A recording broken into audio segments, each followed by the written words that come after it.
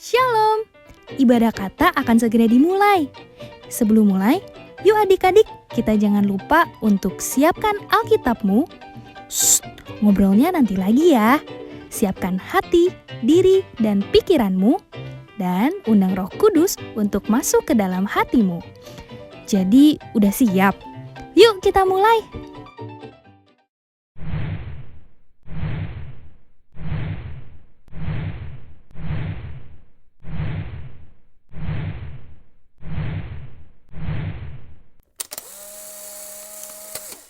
Shalom adik-adik. Shalom. Selamat pagi semuanya. Selamat pagi.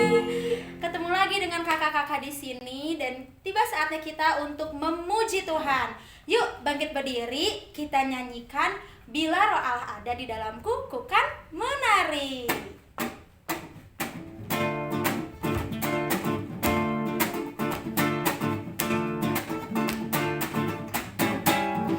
Bila Roh Allah ada di dalamku, ku kan menari seperti daun menari.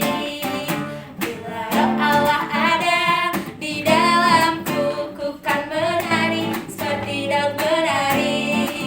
Ku kan menari, ku kan menari, ku kan menari seperti daun menari. Ku kan menari, ku kan menari, ku kan menari seperti daun menari. Bila Roh Allah ada di dalamku, ku kan menari seperti daun menari. Bila Roh Allah ada di dalamku, ku kan menari seperti daun menari. Ku kan menari, ku kan menari, ku kan menari seperti daun menari. Ku kan menari, ku kan menari, ku kan menari seperti daun menari. Ku kan menari, ku kan menari, ku kan menari, ku kan menari seperti daun menari. Ku kan menari, ku kan menari, ku kan menari seperti daun menari. Ku kan menari seperti daun menari. Ku kan menari seperti daun menari. Silakan duduk. Yuk, kita akan memulai kebaktian online pada hari ini. Mari kita undang Allah Roh Kudus agar hadir dalam setiap hati kita.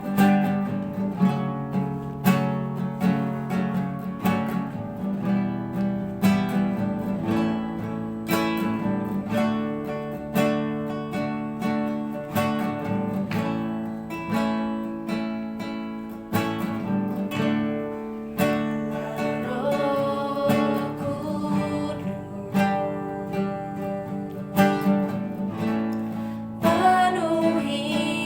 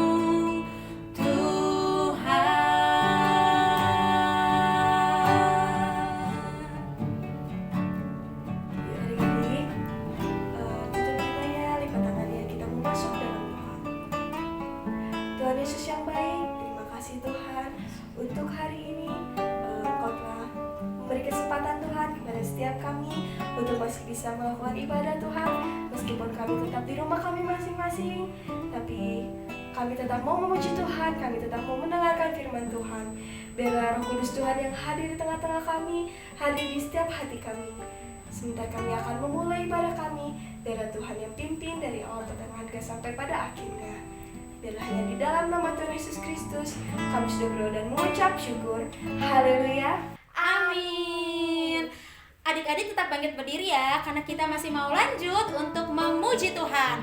Mumpung masih pagi, yuk kita sama-sama inget-inget apa sih 9 unsur dari buah roh sambil dinyanyiin ya.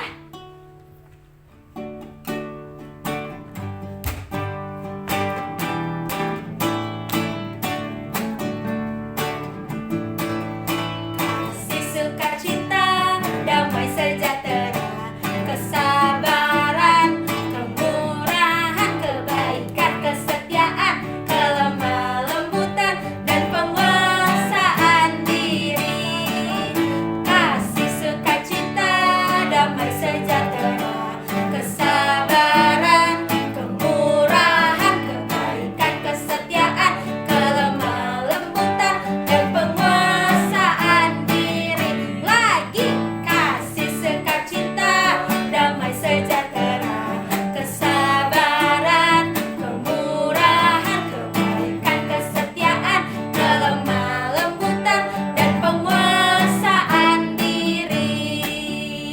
Ingat ya adik-adik, buah roh itu ada satu, tapi di dalamnya memiliki 9 unsur. Nah, kalau adik-adik hidup diurapi oleh Roh Kudus, artinya kita selalu memancarkan 9 unsur buah roh tadi. Yuk sambil nyanyiin buah roh.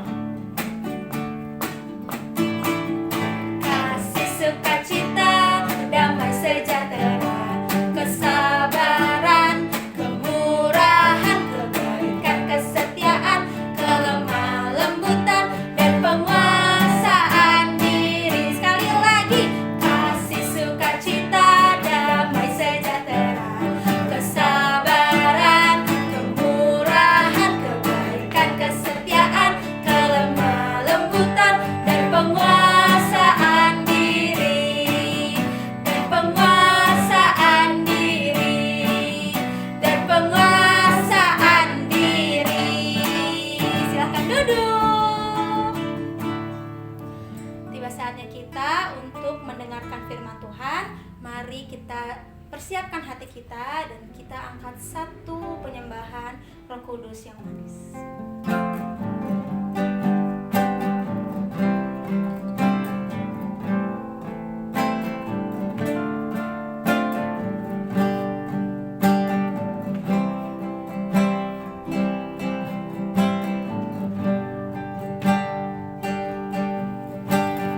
Ku buka hatiku untuk firman-Mu. Ku ingin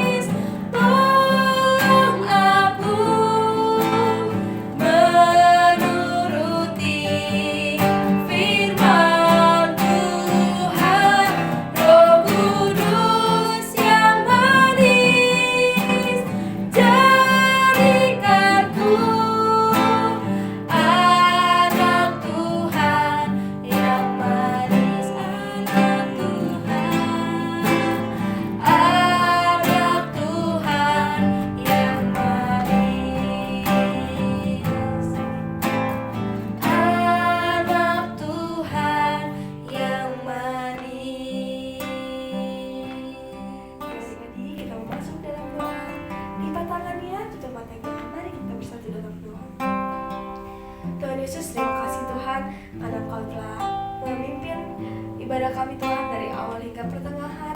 Sekarang tiba saatnya kami akan mendengarkan firman Tuhan. Biarlah Tuhan yang pimpin kami juga Tuhan.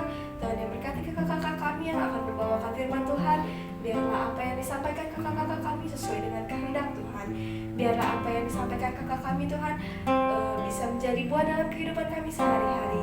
Terima kasih Tuhan, kami siap untuk mendengarkan firman Tuhan. Biarlah hanya di dalam nama Tuhan Yesus Kristus kami sudah berdoa dan mengucap syukur. Haleluya. Amin. Silakan duduk. Halo adik-adik, selamat pagi semua. Shalom. Tadi adik-adik sudah semangat memuji Tuhan. Sekarang tiba saatnya untuk mendengarkan firman Tuhan. Tapi sebelum mendengarkan firman Tuhan, kakak boleh nggak bersaksi sedikit? Boleh ya?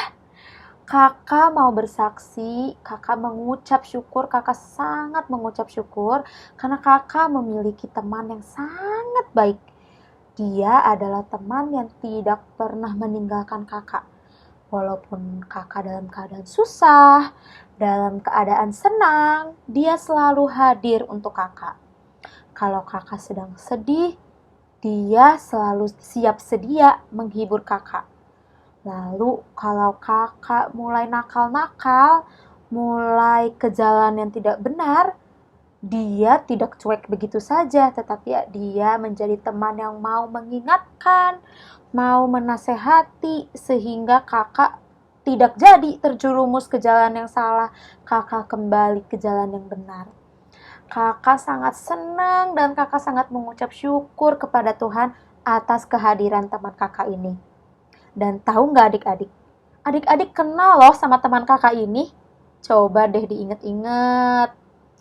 Dan satu lagi, dia juga teman adik-adik loh. Ada yang bisa tahu nggak siapa dia? Dia adalah Roh Kudus. Tuhan Yesus sudah mengirimkan Roh Kudusnya kepada kita untuk senantiasa menemani kita.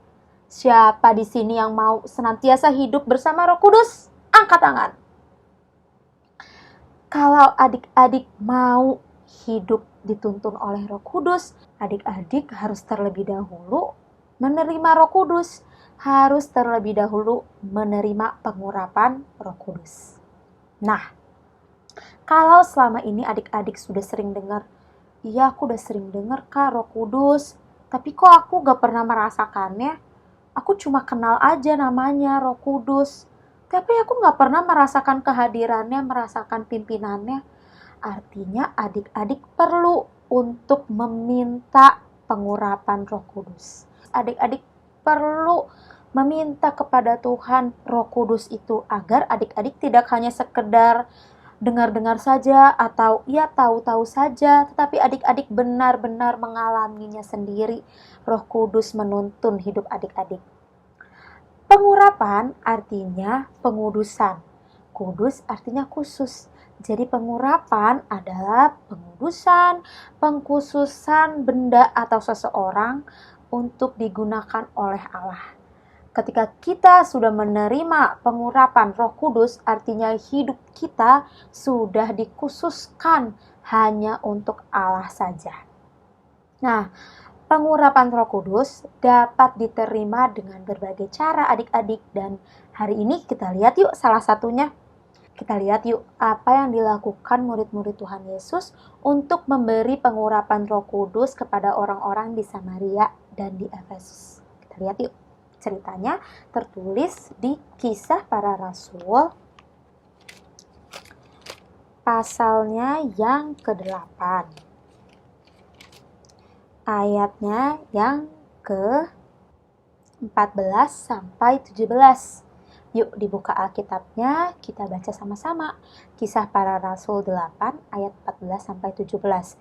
Ini adalah ketika Petrus dan Yohanes di Samaria. Kita baca ayatnya yang ke-14.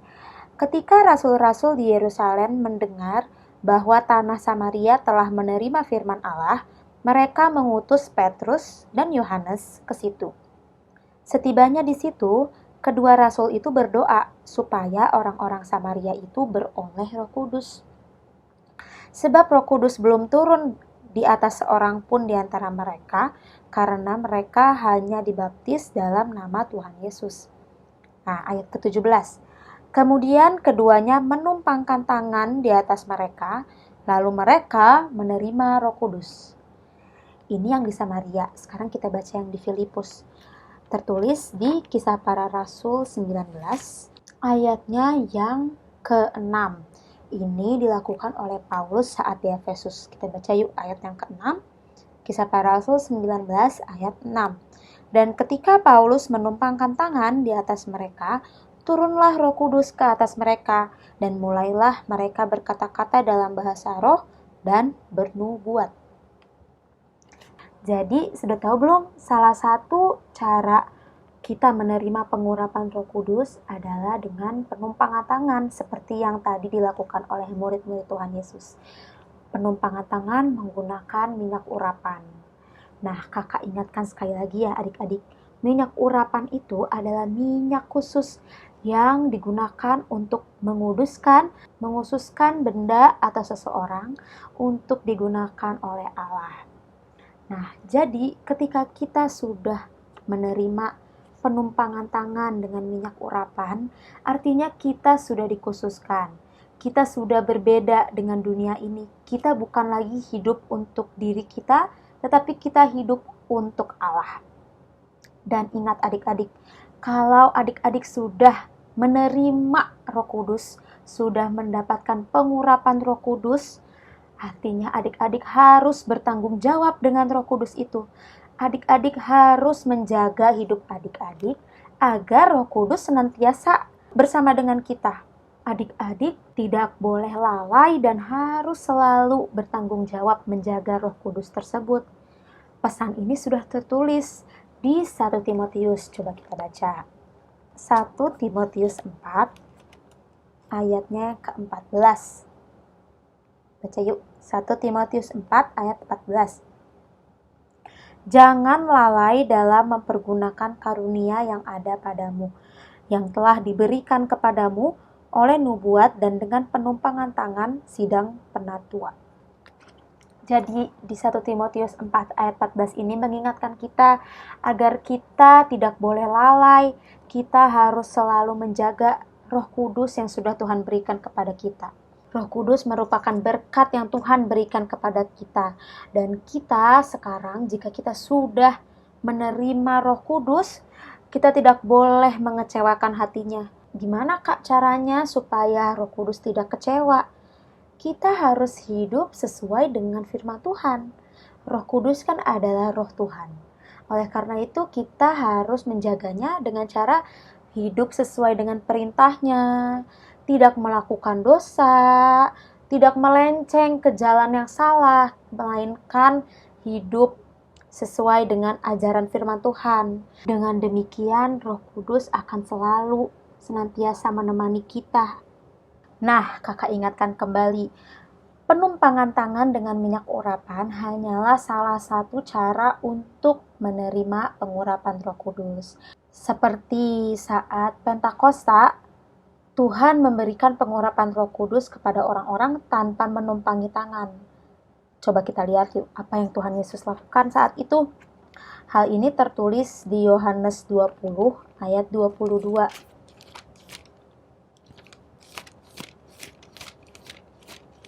Yohanes 20 ayat 22.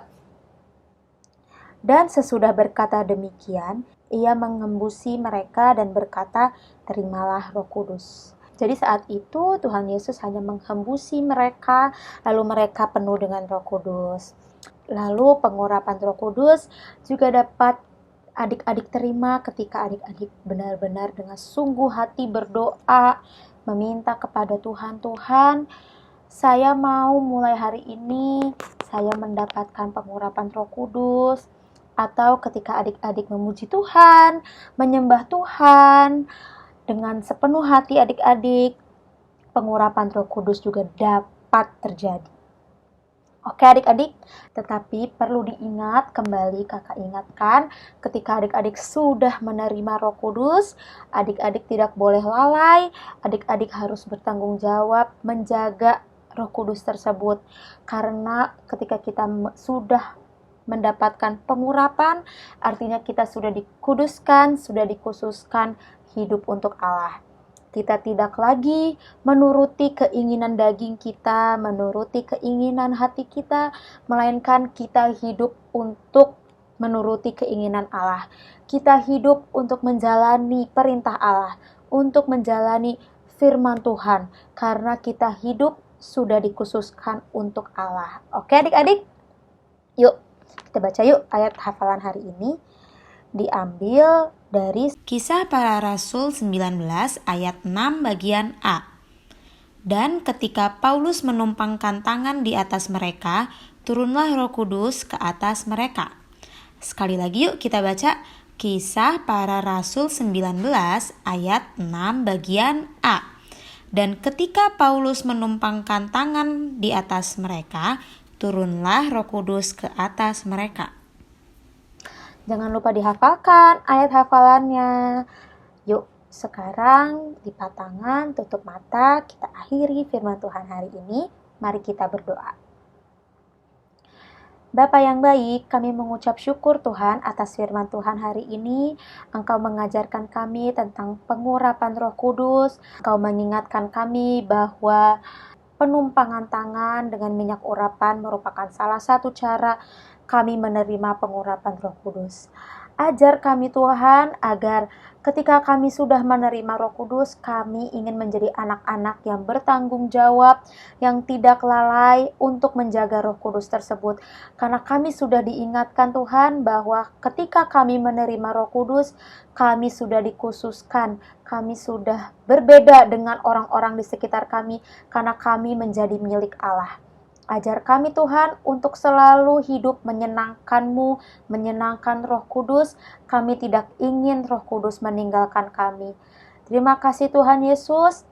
Kami serahkan segenap kehidupan kami hanya ke dalam Engkau saja. Biarlah kehidupan kami ini selalu mencerminkan firman Allah, selalu menjalani apa yang sudah Tuhan ajarkan kepada kami. Terima kasih Tuhan, hanya di dalam nama-Mu kami telah berdoa dan mengucap syukur. Sama-sama katakan, amin. Selamat hari Minggu semua, Tuhan Yesus memberkati. Dadah. Adik-adik yang mau memberikan persembahan kolekte dapat mentransferkannya ke nomor rekening berikut. Yuk adik-adik, ajak teman atau saudara kalian untuk beribadah bersama dengan cara membagikan link video ini. Itu juga salah satu cara kalian mengabarkan berita firman Tuhan loh.